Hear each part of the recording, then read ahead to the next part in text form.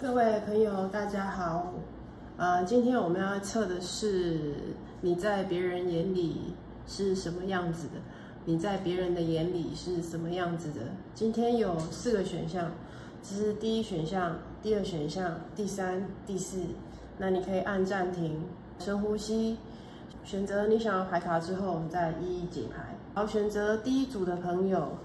你在别人的眼里呢，是一个非常的理智、理性的一个人，而且是充满智慧的。那如果你遇到事情的话，就是会非常果决、果断的去下一个决定。理性是非常的足够的，对，你有办法去分析事情的好不好，或者是对你的任何的一个影响、利弊，你都可以非常仔细的去评估这些事情 ，OK， 然后确切的方式，确切的那个状况，我们来看一下。他觉得呢，你的朋友呢会觉得说你是一个非常的稳定的人，情绪起伏会比较不是像那种，不是情绪不会是那种忽然间大爆发，或者是不稳定的那种感觉。你对人家感觉就是非常的沉稳、很沉重的。所以说，别人会认为你是一个非常可靠的人，他可以跟你去沟通一些事情，或者是听取你的建议啦，或者是跟你讲话就会让你觉得说会有一个很稳靠的那种感觉，对，而且你在别人的眼里面，他们会觉得你是一个不屈不挠的人，说你做任何事情，你会觉得说我一定要达成这个目标，我就一定要把它做到底，别人会觉得你非常的有毅力。那有时候他会觉得说，就是说，有时候会觉得说你的运气会，虽然说很努力、很认真，所以会导致到一个结果，就有可能说比较不容易去变通一个事情。有时候你会比较坚持自己的一个己见，坚持说应该是要这样做会比较好一点。所以说有时候比较有弹性的方式的话，就会比较没有办法去做。对，所以说在柔韧性，就是在一个有弹性的这个范围里面，你必须要去再加强这样子，不然的话，人家会觉得说有一些时候你会比较不知道去变通，不知道说要怎么样去改变一些原本既定的一些规则，要跳脱那个思考的一个逻辑，这个地方就是比较弱。不过大致上来讲，人家会觉得说你就是非常的可靠。非常有逻辑性，非常的可以把事情给处理得井井有条的一个人，而且是非常坚持的。所以有时候如果让人家觉得太严肃，有时候会觉得让人家太过于严肃。所以严肃之余，你必须要多多去调整一下你自己的一个身心灵的状态，比如说让自己可以有韧性一点，让自己可以不要那么的紧绷。所以适时的去让自己的呼吸平稳平顺，适时的去放松自己，会比较好一点。那有时候有一部分人，我会看到，因为自己本身有一些固执的点，所以说对于如果说是得失心方面，有时候会比较重一点。对，在别人眼里，你的得失心就会好像有点比较重，会比较在意那种东西得到或失去那个点。尤其是失去这个点的话，你就会觉得说，有点懊恼，说，为什么我当初没有这样做，这样子。那不过当然就是这种状况会比较是在于，就是你的内心会很平稳的去想说，不要把它表现出来那种感觉。所以，但是就是因为这样子的，有时候会不表现出来，所以导致于说你自己有时候会有点压抑自己，所以别人会觉得说，有一些部分可能会压抑到自己。那如果说适时的可以把自己的一些情绪表达出来，或者是情绪去跟人家表示，人家会觉得说会比较好一点这样。钱财方面，人家会觉得说，有时候如果有一部分的朋友啦，我觉得说有一部分朋友如果是钱财方面的一个匮乏的时候，有时候会不好意思去跟人家借钱啊，或者是跟人家伸手的那种感觉，所以说有时候都会自己忍下来。选择这一副牌卡的人，如果说自己有一些钱财方面的问题啊，或者是生活上的一些问题都是比较容易去隐忍，就是觉得说我不好意思去跟人家讲，我自己就是要把它吞下来的那种感觉。那其实如果说适时的跟人家求助是没有关系，虽然说你是善于分析啊，善于去表达，就是善于去下决定的人，可是就是因为有时候运气的问题，所以如果运气不好的时候，或者是刚好这个刚好就是遇到这种事情，那如果是需要人家帮助的时候，你还是要适时的去跟人家求助，所以不要觉得说不好意思什么的。OK， 再来看一下还有什么？对，就是对于金钱方面，你就是要特别注意一下，人家会觉得说你的金钱好像。因为有一部分人看起来是金钱运的问题，金钱有一些需要人家帮助的地方，那其实你要去打开你的心胸。如果说真的需要人家去帮助你的时候，你要适时的去开口，不要不好意思，说会有人来帮助这样。如果你都不讲，然后自己一个人把它吞下来的话，就会比较辛苦一点。OK， 好，然后所以你让人家的感觉是一种很平静平稳的。表面上都是这样平静平稳的状况，内心有时候还是会有一个起伏不定的一个状况。但是它就是说，你内心起伏不定的状况，虽然是你把它压抑住，但是你还是要想办法去有一个管道去把它疏通掉。OK， 对自己要有一个可以疏通的管道。所以说，有些部分的朋友，如果说你太过于压抑自我的时候，你可以试着尝试走。跟水有关系的这个一些亲近水的状况，如果你内心感到压抑的时候，或者是觉得很疲累的时候，你是走水的这个像水疗啊，或者是游泳啊，或者是去海边的那种方式会让你比较舒压这样子。OK， 所以记得如果表面上。对别人展现出来的这种压抑感，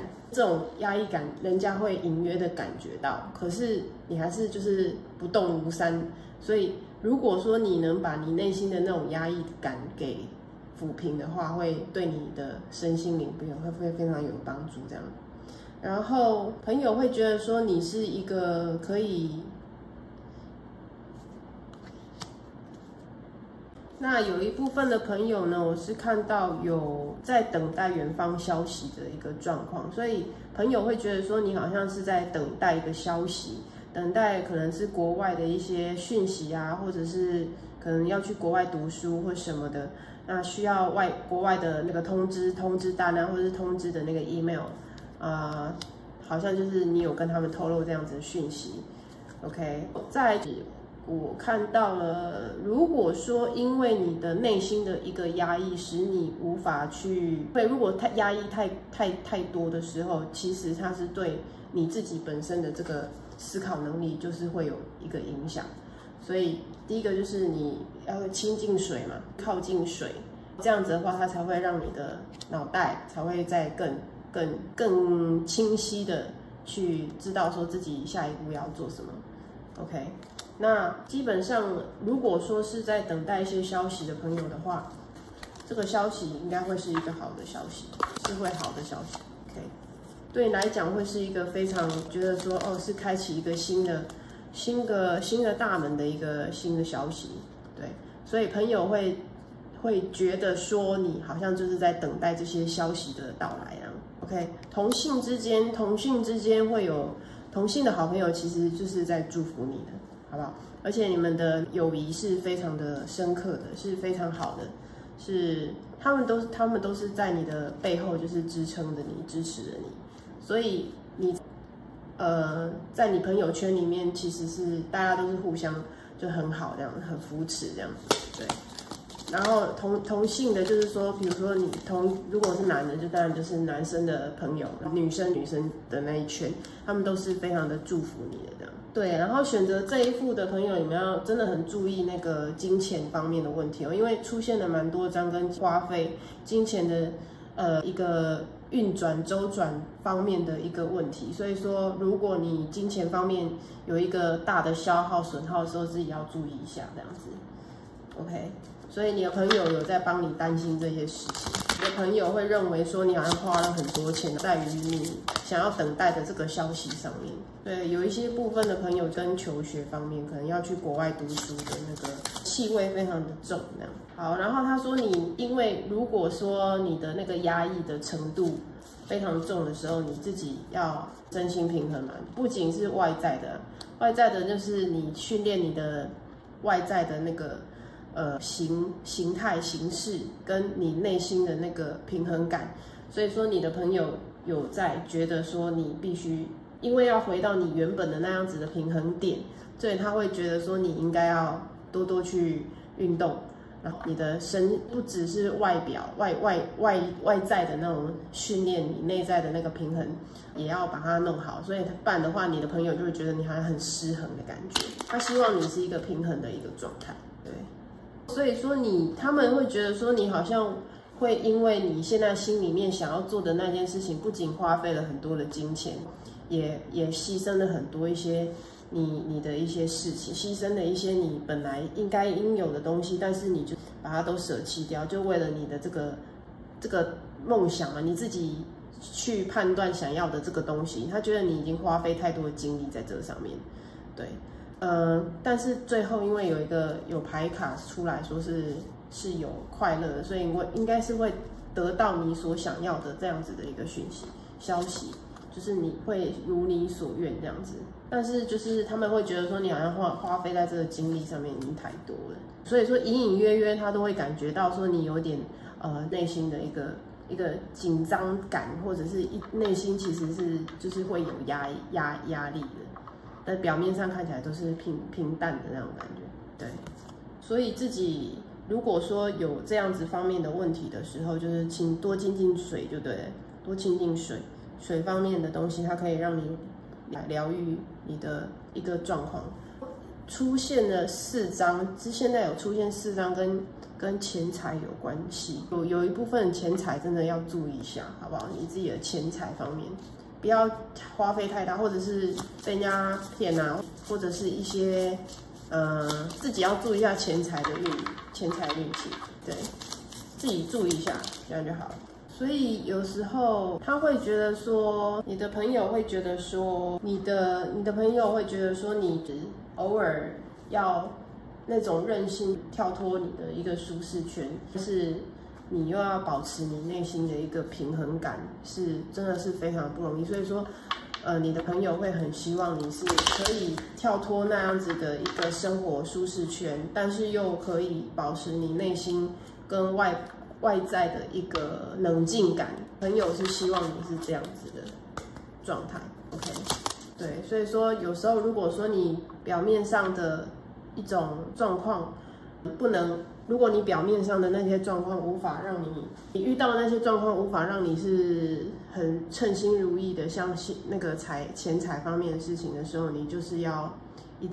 而再而三的去思考，一直反思说。到底要怎么样去把它弄好，把它弄的说该怎么样去弄，这样子的话，你的状况就会比较好转一点。水方面，那有一部分的朋友，如果说你刚才说的，把你压力的那个释放，你也可以用一些，比如类似精油、花草方面的精油，也是可以让你内心会让你有一个平衡的状态。好。你的朋友也想要告诉你说，你如果在这种状况之下，你要坚信你的自己的一个立场，坚信你自己可以去把这些事情完成，或者是你目前遇到的那些困难，可以自己很如愿的把它完成。这样子就是要相信你自己，这样你朋友希望是你有这样子的勇气去战胜这一切。OK， 最后看一下还有什么，在未来是 OK 的，所以说。你朋友是祝福你的，希望你就是可以身心灵到达一个平衡，不是只是外表的那种冷静，内心其实是有点好像支撑不住的感觉。然后他也希望你遇到的一些问题，财运方面的问题可以好好的解决掉，这样子。OK， 这是第一组朋友。OK， 选择第2组的朋友，你在别人的眼里是什么样子的？我们看一下，有点懒洋洋的感觉，对，其实也是喜欢待在家里面比较多，阿宅这样子的感觉。对，会觉得说好像你都喜欢一个人比较懒得出门的那种样子，懒洋洋的，喜欢待在家里面休息这样一个人。有一部分人是真的体力超差的，体力不太好，喜欢待在家里面休息，不喜欢到外面去走走的，比较少。对，他会觉得说你会比较没有一个自己的一个未来，不知道自己要干嘛，还不知道自己要干嘛的那种人。对，大部分是男生方面会选择这个牌，他觉得说你在家里面就是可能就打电动或干嘛，然后比较不知道说未来想要做什么这样。所以说，如果是这个样子的话，你的朋友就觉得你是一个100%的阿宅，觉得说什么地方都不想去，只想要待在家里面打电动。对，他希望你是比较能清晰的知道说自己未来想要做什么。他觉得说你其实有很多外面的一些机会，或者是不只是工作啦，或者是工作，或者是一些恋爱啦，或者是什么的，其实都有很多的那个选择，还有一些机会。然后他是希望你在这个当中可以有一个平衡的一个状况不要说完全就是抛弃其中一个，完全就是都没有触碰到。或者是完全就是跟某一个事情这样绝缘，你朋友是希望你就是可以想清楚说自己到底想要什么东西，不然他会觉得说你是一个不知道自己想要什么东西的人，他觉得你就是一个其实很有能力可以赚钱的人，可能有时候自己就可以搞一些东西出来，可以有一些好的想法 idea 就会做出一些东西来，就觉得还蛮乐观的这样子。有一些地方他会觉得你是一个很乐观的人，觉得好像怎样都可以这样，所以他其实有时候会觉得说你是虽然很乐观，但是也有一些雄心壮志，就你自己会有一些想法，但是你那个想法是比较天马行空的，说还没有办法去完全实现的。你有这样子的脑筋的一个世界，但是就是执行方面就是还没有办法去完整的去执行它，所以说别人听你的一个想法一个 idea 的时候，他觉得说，这个想法好像不错，好像可以但是都没有去做这样，所以有时候他们会觉得说，你可以在这个方面就是多加平衡一点。如果说真的有一个脑袋里面的一个小世界的时候，你要真的去把它做出来，或者是真的去执行出来，就会比较可以因为这些想法 idea 去赚到钱，或者是去完成你一些天马行空的一些想法。但是基本上大前提还是觉得说你还是不太确定自己要做什么东西。对，如果是有一部分的人是以前被人家伤害过，所以因此而宅在家里面的人，他会觉得你的朋友觉得说，其实是该时候走出来的，不要再宅在家里面的朋友会这样子觉得。他又出现了一个天马行空的一张牌，你看天马行空，想了很多东西。你会创造你自己的一个小世界，但是这个小世界就是非常的，虽然很丰富，然后也很美丽这样子，但是实行方面，如果你要真的去得到这些东西，你不要真的去出来实行这样，对，跟随你的一个想要的梦想去做，不要一直都是宅在家。所以这个牌卡就是觉得说你的朋友都觉得说你就是待在家里面，跟你的阿猫阿狗住在一起，也不去做其他，就是到外面去你也不去这样子。他说如果你有梦想，你就要赶快去做，不要说就是多藏在家里面。OK， 出了3张都是同样的，宅在家里面啊，不想出去，但是你又很有机会，外面有很多的机会在等待着你，这样子。OK， 然后呢，他觉得你就是一个真的是很乐天的人，觉得说好像过一天算一天这样子，也无忧无虑，好像无忧无虑这样子，什么事情都是没欢没乐这样子。可是有时候他会觉得说，像这个富跟这个都是无忧无虑的感觉，就是好像就活在自己的世界里面。对，他觉得说你其实是很有一个天分的人，对，脑袋里面就是装了很多很有天分的东西，一些很好的 idea。这个这个牌，这个也是，你其实是可以有能力去做到赚大钱，或者是以你的一个思想 idea 去赚到很多钱。你的朋友就觉得说，可是你都待在家里，或者你真的没有去执行，就很可惜。对你，他觉得说，如果你在朝这样子的一个方向去走的话，其实是可以达到一个很顶端的那个位置。你可能会是那一个你的兴趣或者你的那个小世界里面，真的把它如果实行出来的话，你是这个地方的佼佼者。他觉得你有那能力去跟人家竞争，跟人家就是有一个相抗衡的这样子的一个状况。他觉得说你是可以跟人家有一个就一较高下那种定钩低的那种感觉，对。然后他会觉得说你是赢人家，你的一些 idea 或者是你的作品啊，或者你的东西都是可以赢人家，但是你都不去跟人家比看啊，或者是到外面去比这样子。你的朋友会想要告诉你说，你要有点信心。对你自己的那个力量啊、信心啊，还有你的那个内心的平静，就是说你要有一个对自己一个确定、一个保证，你自己其实是很有能力，你很有力量，你只是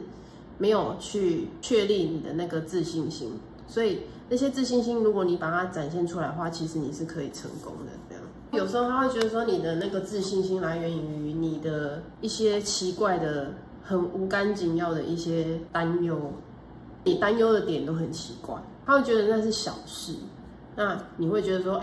我觉得这件事情就是不行，因为怎样怎样。但是那个怎样怎样是 nothing， 什么事情小事情不是很重要的事情，但是你会因为那个点，然后就不敢去做。对，然后他就是一直在讲你，就是一直都是天马行空，没有办法去真正的把事情定下来。所以他说，你如果就是真的要把你的计划，或者是把你脑袋瓜里面的一些东西把它实现出来的话，你就是要好好的去把它计划出来，再去做出来。不要一直都是把它当作是纸上谈兵。如果都只是纸上谈兵的话，当然就是怎么样都没有办法实现出来。智慧，运用你的智慧。有一部分的朋友也有一些灵性方面的一些朋友，对，适合走灵性方面的一些朋友。对，有些朋友是适合走帮人家疗愈灵性方面的一些地方，所以你的朋友会觉得说，你可能可以走灵疗方面，也去帮助人家，然后可以让人家去感觉到内心舒适、舒服的这样子的一个状况。那有一部分的人是创造方面的，比如说去接案子的那种SOHO 族啊，或者是在家里面自己接案子的那种，对，一部分的人是这样子的人。OK。那如果说是走灵性，就是帮人家治疗啊，或者是帮人家有灵性方面治疗的人，可能真的要出去开店啊，或者是自己这样走出来。那如果说是接案子的人，可能就是要思考说，那未来是要怎么样跟其他的地方，或者是其他的人，或者是其他的一些公司做一个连接，这样子。就是多去跟别的公司或者一些其他的地方去做一个交流，这样子的话才不会都是这样子卡住的这种状况。跟人家合作方面是可以的，所以你的朋友也觉得说你是可以跟人家有一个合作方面的一个状况，你可以跟朋友或者是跟你其他的同样这种类型的人去做一个合作。对，这是第7宫，所以有时候我觉得有时候是会有一点点面对人群或面对其他事情的时候，会有一点点让你觉得说有点害怕、有点焦虑的那种倾向。那没关系，如果说是这样子的状况的话，你就是找你的一些比较同样类型、同样的那种伙伴，就会让你比较放下心来去跟人家合伙，或者是跟人家在一起出去开这样子的店，或者是开这样子的一个工作室，那就会比较好一点。他会觉得说，你就是必须要把自己抽离开来，从你那种比较封闭式的这样子的一个状况给拉出来，就会比较好一点。所以如果你有同样志同道合的朋友的时候，你要把自己拉出来，然后去顺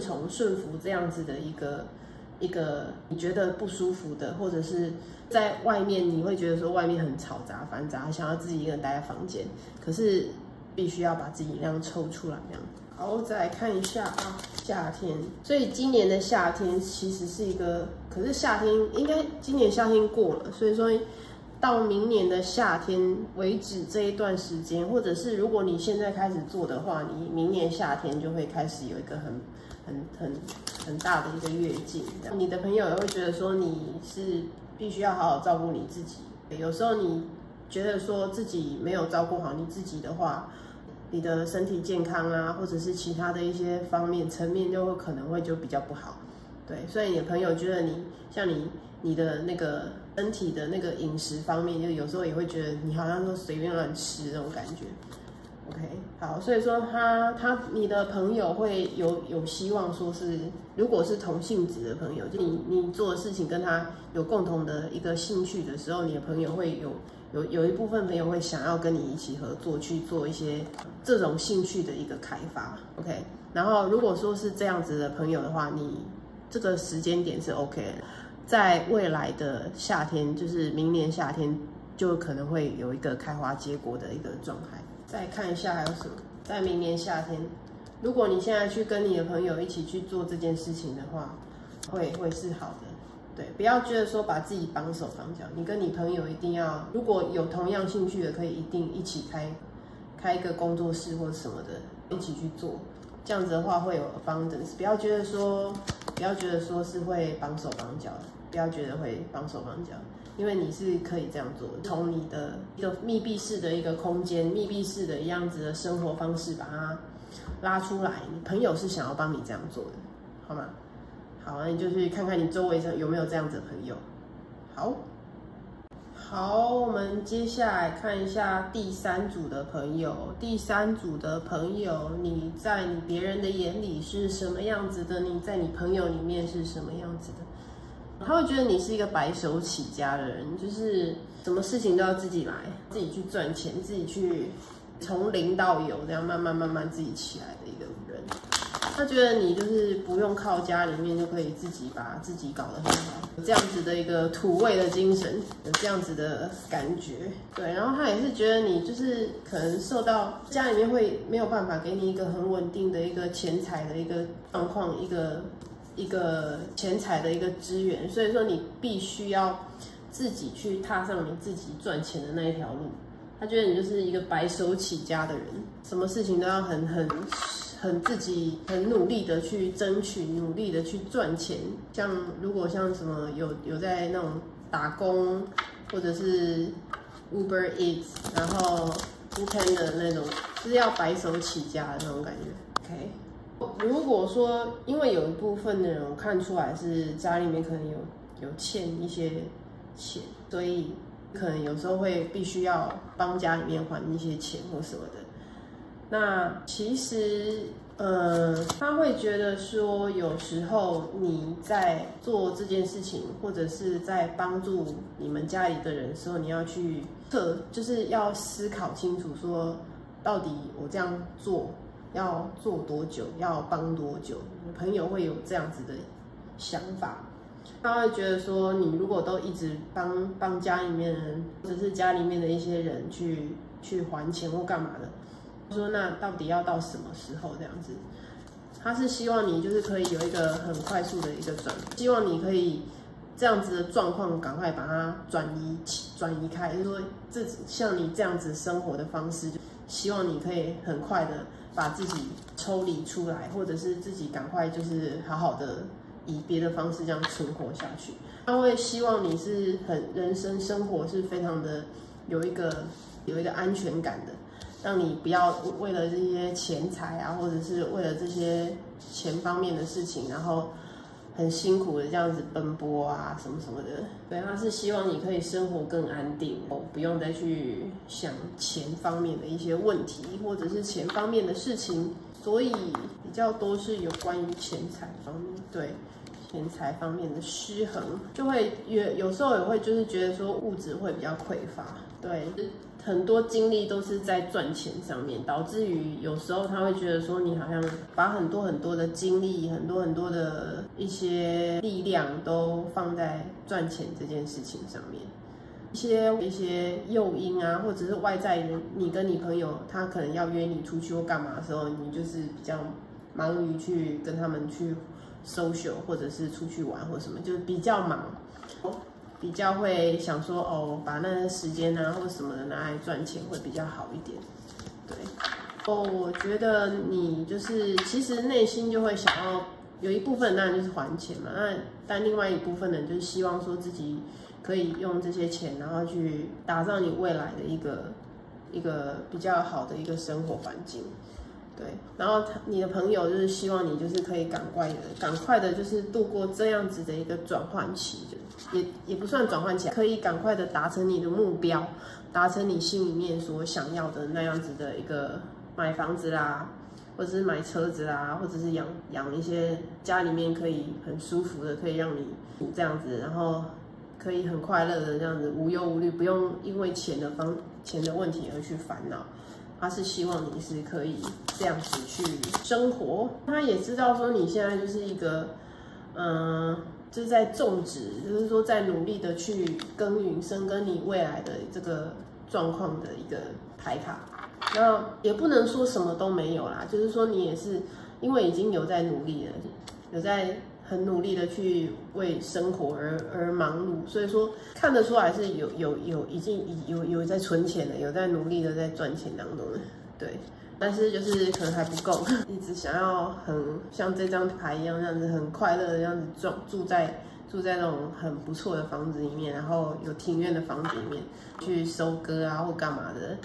对，就是你一直在想要得到这样子的一个很希望得到这样子的一个很美好的这样子的环境，很美好的这种生活方式，对，所以说，如果说是真的都是一直在工作的朋友，就是自己不要太劳累这样，因为是看得出来有一定的成绩在了，已经有在种，也有在收割，但是就是慢慢的这样子在努力。工作方面要注意，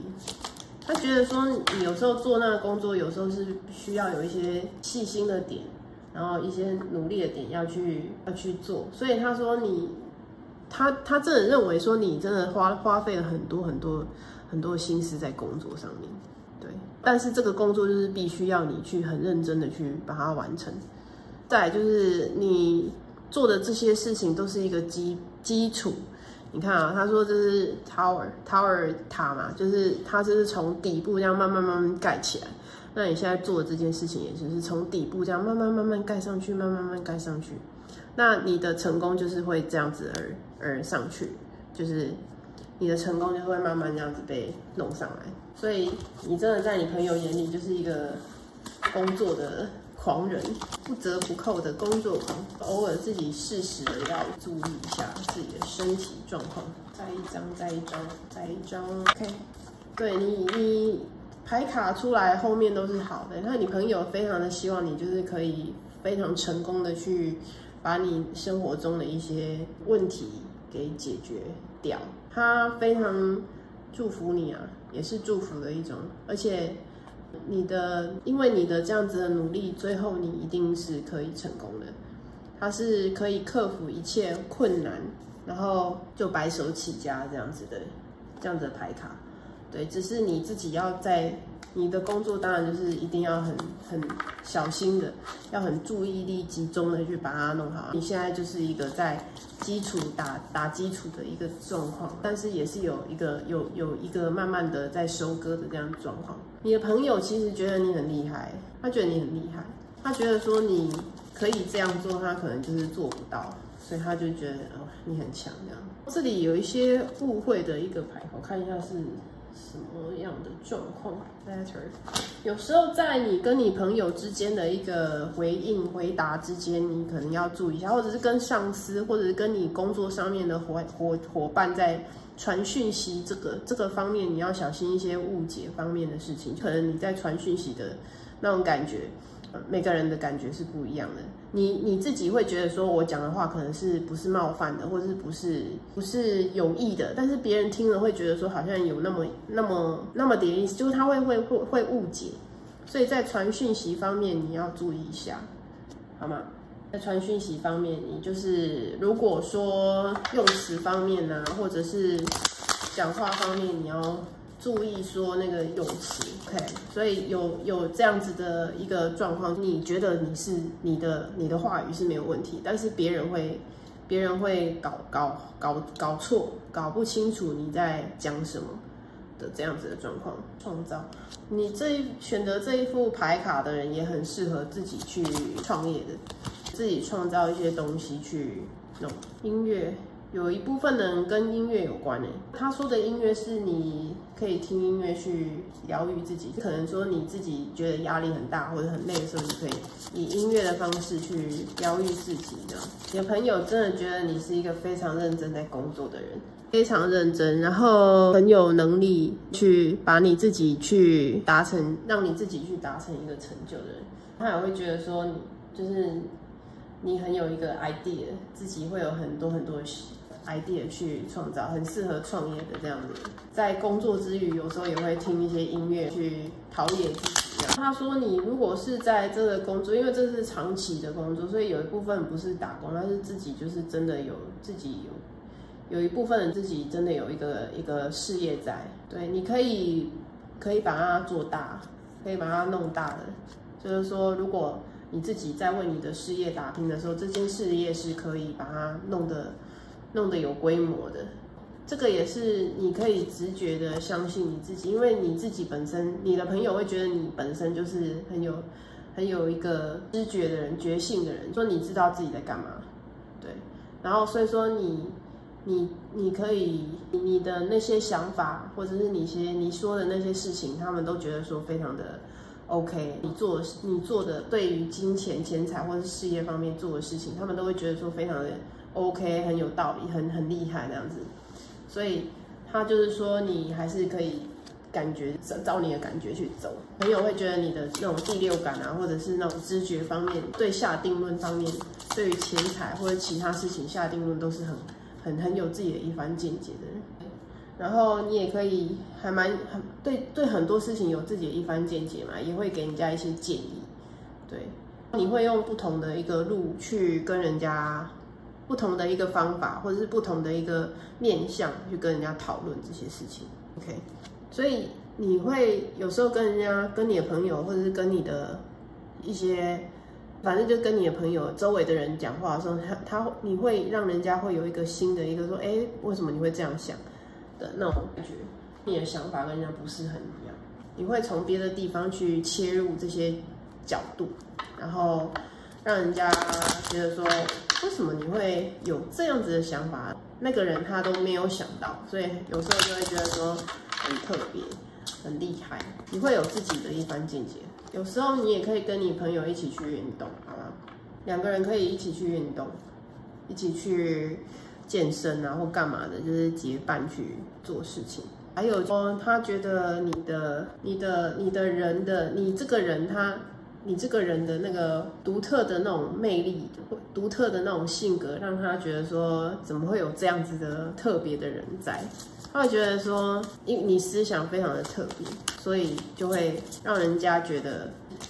就跟人家不同，就对了，很有趣这样。他希望你还是一样，就是走自己的这条路，走你自己不跟人家不同的那一条路，展现你自己方面是不同的。OK 的，他也觉得说你因为有的点你会蛮有自己独到见解，就会觉得说你好像还蛮博学多闻的这样，有时候会不经意讲出一些很神奇的事情，你会自己去收集一些讯息，跟人家讲话方面，就是人家会觉得说好像真的有这么一回事这样子，就觉得说你好像很有一些学问什么的，一些比较特别的一些见解独到这样。OK。再来看看还有什么牌，胜利。对，反正还有就是你周围其实就是有一些暗恋你的，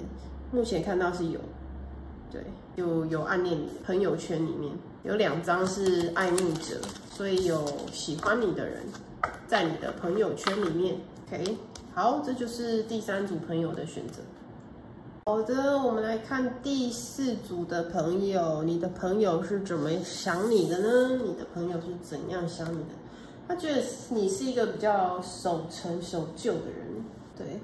会比较专注于你自己旧有的一些习性方面，比较不会去寻找或者是去往外去探寻一些新知识或者新的怎么讲新东西，或者是你的那个观念。有些观念就是你比较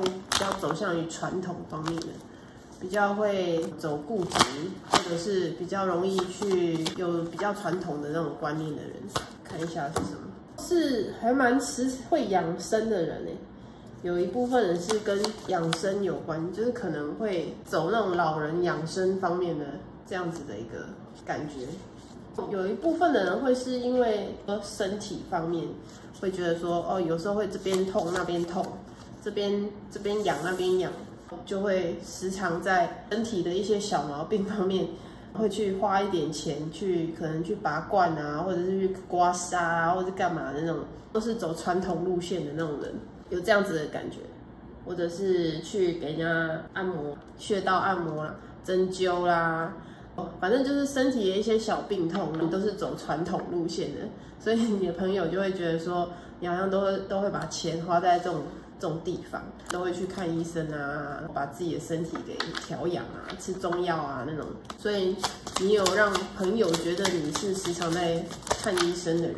好，然后再看一下，他会觉得你的朋友会觉得，其实你是一个很慷慨的人，非常。跟你出去或者跟你出去玩的时候，或者是跟你吃饭啊、聊天什么，他会觉得说你都会帮他，有时候会就是出钱这样子，对。然后而且是其实有时候有一部分人是会去健身，或者是跟朋友一起约着去爬山啊、健走啊那种状况的，你会让人家觉得说你非常的懂得养生，会让自己变得体力更好一点。所以在这一方面，比如说如果你的朋友跟你一起去健身，或者是一起去走路、走山路啦，或者是健行，你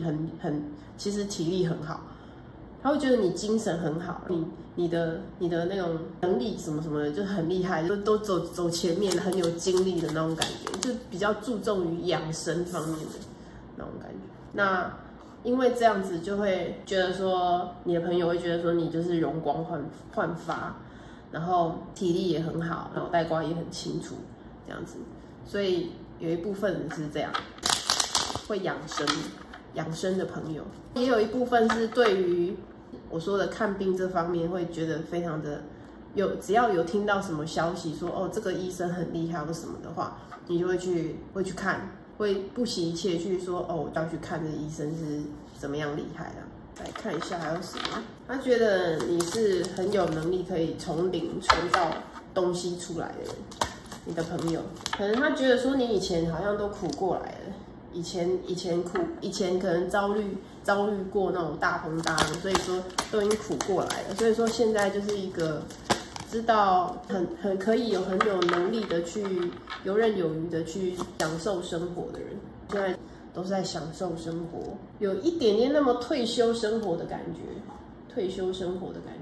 可以跟朋友一起出去，像说刚才说的一起运动啊、聚餐啊、吃东西啦，一起聚在一起聊天啊那种的。OK， 然后是比较实际的人。你的实际是因为这一张牌前面有出现，但是这一张牌在这边的话，我感觉到是真的，你会把一些天马行空的东西，因为你有这张魔术师，所以说你是会把一些天马行空的东西真的把它做出来的人，好不好？所以说你跟前面那几组有点不同的是，你是已经在真的是退休生活的那种感觉，已经开始在退休生活了。有一部分呢，我觉得说是。你现在是在做一些比如说传递你一些信念，或者是你自己有一个可能一个理想或什么。有的人是对于某一件事情，可能某一个，比如说也可能是金钱方面，也可能是反正就是一个理念的一个概念，你就是要想办法把它给拓展出去，就告诉人家说这样子有多好，或者是这样子有多不错，有这样子的感觉。你在这方面已经是顶尖的，你因为有一个有所成就，你想要把这个比较好的东西给发扬出去。那你现在就是在致力于把这件事情发扬出去的这样子的一个法，所以你的朋友会觉得你好像都在忙这些事情。Advice from a friend， 然后你的朋友圈里面可能会有一个人，他会跟你讲一些建议，有一些建议关于你传递这些理念的一个建议，他好像有跟你讲。然后看一下他讲这些事情是要做什么。一个女性方面的，你的女性朋友圈在跟你讲、跟你讨论一些事情，然后给你一些建议。朋友圈里面女生的女性朋友比较多，女性朋友会给你建议。他跟你讲的这个建议是他觉得说你这样做的话，可能会有更好的一个改变会比较好一点。OK， 所以说在你的朋友圈里面有一个女生，年纪可能是比你轻的，她给你的这个建议是你在传达这个理念的时候，可能会更好一点，会改变的比较好一点。但是这样子的改变，可能是只有那个女生这么觉得，你自己还是要再评估一下，不要去冒一个险，不要去冒险。你可以改变，但是你要评估一下那个一些有可能会有的风险，你是要考虑进去这样。OK， 再看一下还有什么。好，然后呢，有一部分的人，我看到你传递的这个理念也是跟医疗有关的，或者是跟治愈、疗愈有关的东西。对，有可能就是实质上的医疗，或者是传递那种什么气功啊，或者是传递那种对身体好的那种讯息的东西。如果说有人给你朋友圈有人给你这种建议的时候，你就是听一下，去评估一下这样子的风险。对，自己的那个什么你的那种感觉，就是说要再更敏锐一点。你要敏锐的去察觉说这样子对你来讲是 O 不 OK 的，这样子的一个传递理念的这件事情，你要更有那种决心去改变，或者是去应对。OK， 就是自己要再更敏锐一点去判别说这样子的状况是 O 不 OK， 或者是你真的要因为这件事情而去投资啊，或者是为了这件理念去做那些事情，你要去想一下，不要去 take a risk， 就是说不要去忘记它的风险性的。对，那如果你运用的好的话，可能它就是又会是一番事业。对你来讲又会是打开一个新的一个事业，所以选择这一组的朋友，你的朋友圈里面有人想要跟你合作，对，你自己要去评估。在你如果真的要去做这样子的一个投资，或者是要去这样子做之前，你要先想好说你真的有能力去这样做吗？有能力去做的时候，你再去做。对，你要把你的那种执行，说你的那种执行能力、执行方面，你自己要 hold 一下。所以说，你要真的有能力去承担这样子的风险的时候，你再去做，不然的话就是会比较危险一点。OK， 如果说你真的要去做的时候，他是跟你讲说，你也是可以跳脱一个跟别人不一样的那种方式去把它弄出来。你如果能承担这样子的风险的时候，你再去做。这样子做，去把这样子的理念去告诉全世界的时候，那当然就是可以。如果执行的好的话，真的是可以做成一番事业。对，可以。如果弄好的话，可以一番事业。OK， 只是你自己的有些冲动方面，或者是一些还没有理清的点，你自己要再注意一下。你一定要去承担这样的风险的。就是确定好你能承担的，你再去执行，不然的话就会比较不好。所以说，看你的资金啊，或者其他东西，如果是足够的，你觉得说如果事情走坏的取向是可以的，那你再去做就会比较安全。所以你朋友圈有人，刚才说的朋友圈有人是想要找你合伙的 ，OK， 然后他也有一部分的人是已经跟你讲说要怎么去做的人。对啊，他说如果你做得好的话，这可以当做你事业的第2个高峰期，事业的第2春。养生方面，或者是如果说是我之前讲的，如果说是跟那个医疗方面，或者是养生方面，或者是跟治愈方面有关系的这些方法，这也可以跟一些产品。精油的产品，或者是一些有香气的香味的一些产品，或者是跟花有关的那些产品，也可以去投资这样。只是风险要先确定好。当然，最主要就是看你自己内心想不想跟你的朋友一起合作去做开发，或者做这些事情，确定好你的立场这样。OK。好，最后我们再看一下还有什么牌卡要跟你讲。对你后面真的也是朋友圈里面想要跟你合作的。这个是比较偏向于女性方面，然后想要跟你合作的，他内心是非常的想，这个朋友是非常想跟你合作的，所以选择这副朋友的人，就是自己再注意一下，说你的朋友圈里面想要跟你合作，做这种治愈、疗愈方面的一些事业的，或者是精神疗愈也有，就是疗愈方面的事情，可以再考虑一下这样。OK， 这是第4组的朋友。